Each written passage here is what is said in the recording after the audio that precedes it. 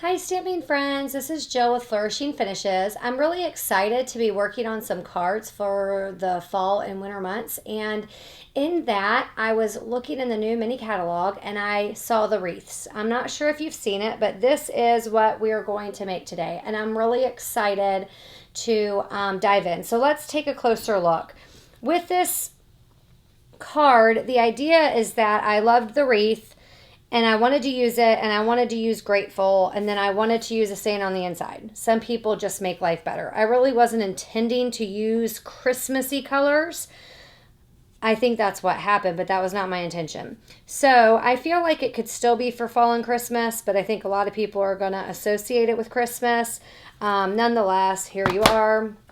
The cottage wreaths have all the different seasons. I guess I could have changed it up a little bit, but I loved the paper, and so my mind was just in so many different places. But you could always change your saying to Merry Christmas. Again, I think it's a nice card really to give any time of year, but probably more in the, fall and wintry months.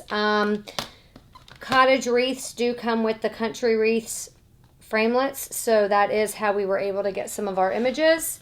I do have kits available for these if anybody would like them. There's not a lot of measurements, but then you have everything and you get the tutorial to duplicate it again on your own. I want to go ahead and just dive in. I went ahead and just took care of all my pieces, and I'll talk about them a little. Cherry cobbler is our base, so you'll need that, and just cut it to 8.5 by 5.5. The DSP that I used was cut to 5 1/4 by 4. I'm just going to go ahead and put that on and get it out of the way. The inside, I'm just going to do also and get it out of the way. The little piece for your saying is kind of just like 1/2 of an inch by 1 1/4 of an inch. You're welcome to just even have a scrap laying around and get your saying, and you can always trim it up after if you'd like. But since we have the ink out, if you wanted to go ahead and stamp that, and then we know that we have one more thing kind of out of the way to do the rest of the fun stuff.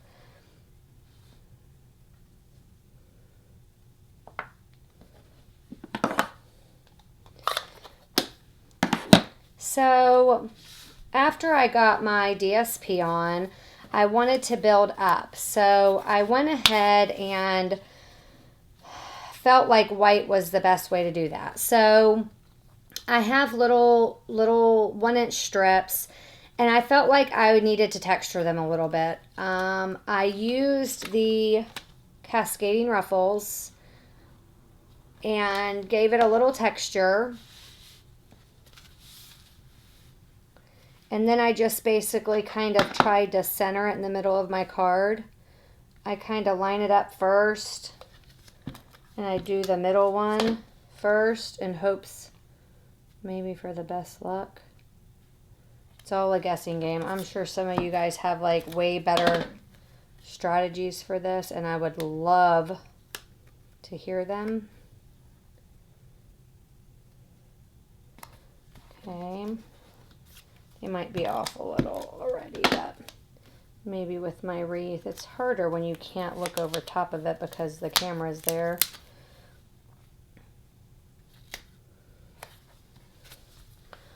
That's kind of very crooked. Okay. Last attempt. So anyway, kind of get them where you want them. I don't know that that's really much better. And then you kind of have your card. So then I wanted to put a wreath on top. There are a lot of options. You can stamp and cut. You can cut out like I did. I chose to just use the dies and cut them out and have them ready. So as you can see, they're already cut out. You just need to go in and, finish getting your pieces out. And then I did use cherry cobbler to do the leaf. Not the leaf. I used the cherry cobbler to do the bow and the cherries. And then this is Evening Evergreen, and Soft Succulent.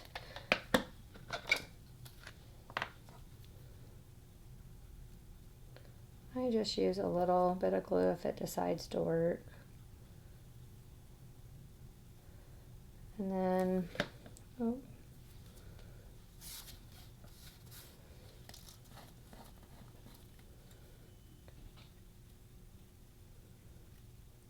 Okay.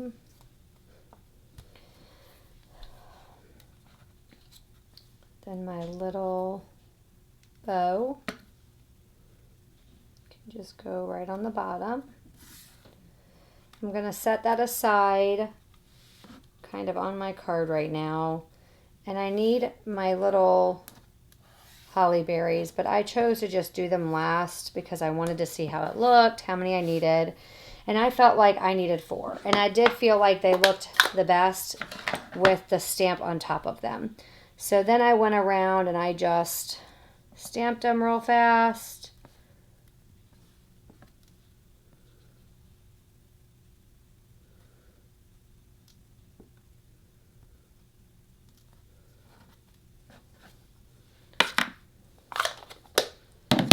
And then I decided where I wanted them to lay. And I just picked 4 dots.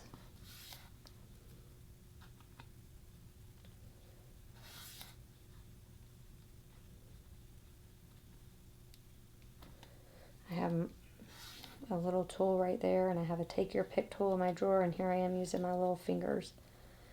Using tools on smaller things are usually a little easier. Okay, so then there you go.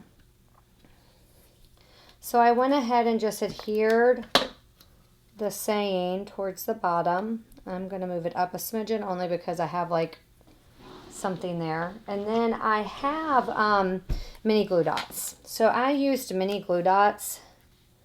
They're not called that. They're called mini dimensionals. I'm trying to use proper terminology. If you know me, you know that that's really hard because I just find a word and use it and it works.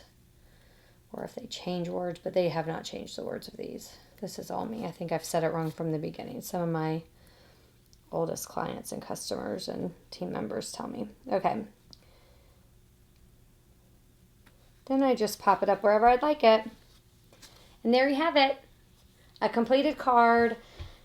Versatile. You can use it for anything. I hope you guys enjoyed it. Until next time, I hope you flourish.